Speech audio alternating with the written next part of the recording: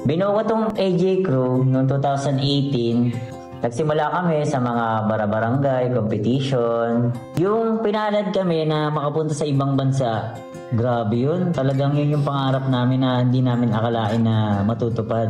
Hindi namin akalain na kami pa yung mananalo dun at magja-champion. Yung pakiramdam na meron kang pangalawang pamilya na laging nakaalalay sa likod mo, yun talaga yung pinagpapasalamat namin lahat sa nabuo naming grupo. Kami ang AJ Crew. Panoorin niyo ang kwento sa likod ng aming sayaw dito sa Kwento Barangay!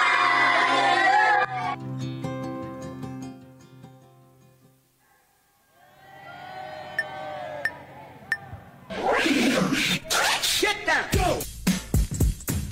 Go! Make some noise if you will.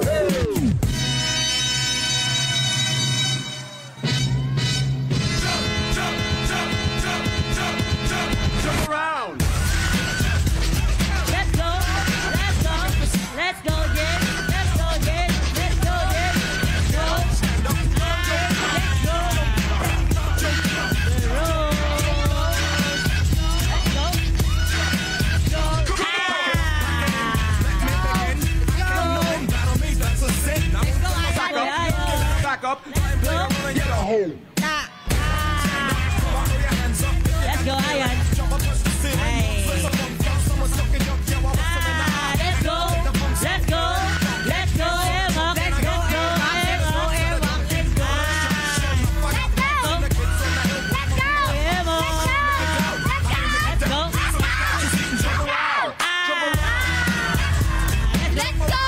Let's go. Let's go. Kira.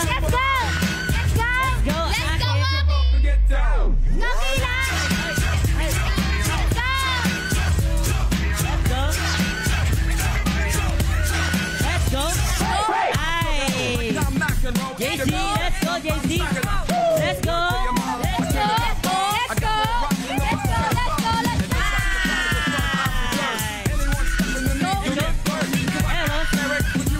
Let's go, Eros. Ay. Let's go, let's go. Eros. Let's go. Ay. Let's go. Let's go. Biong, let's go, Biong.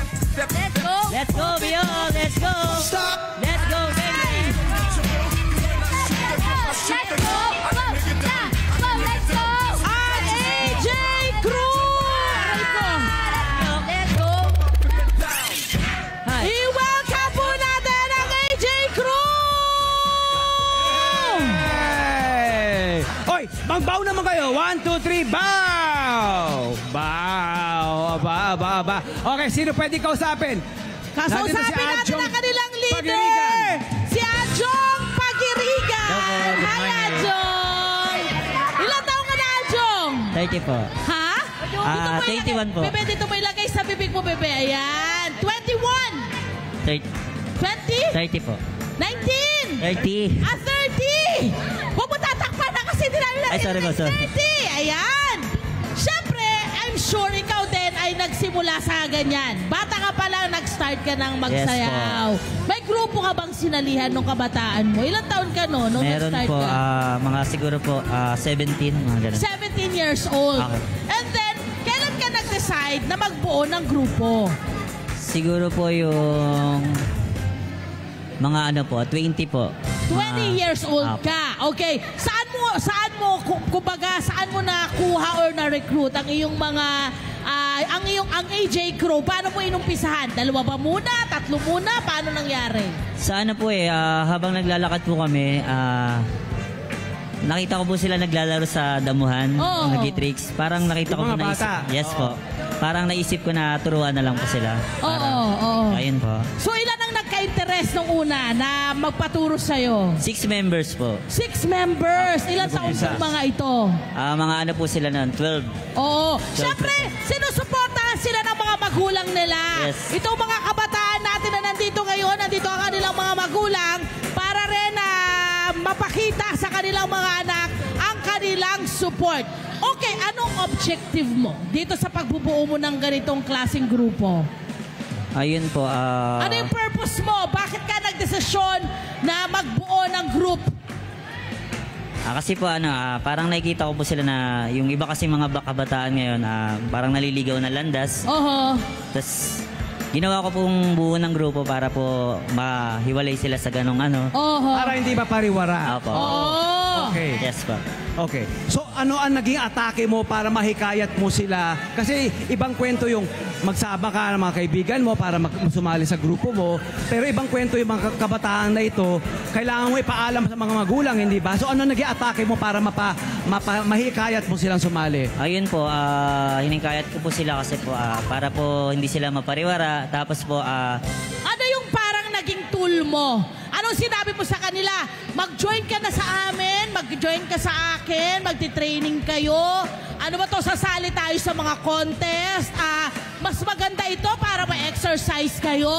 Mas maganda ito, kinausap mo ba yung mga magulang para, Mami, Daddy, Tatay, Nanay, pwede ho ba namin makuha ang inyong mga anak para mapasama po sa grupo namin? Para po, imbis na kung ano-ano ang gagawin nila, ay ito po ang gagawin nila. Paano ginawa mo? ayun po nung umpisa po dati, ayaw nila pumayag po kasi parang wala naman daw po mapapala sa sayaw. Okay. And Tapos then? yun po yung katagalan na po na nagkaka-achievement na po, doon pumayag na po sila. Oho.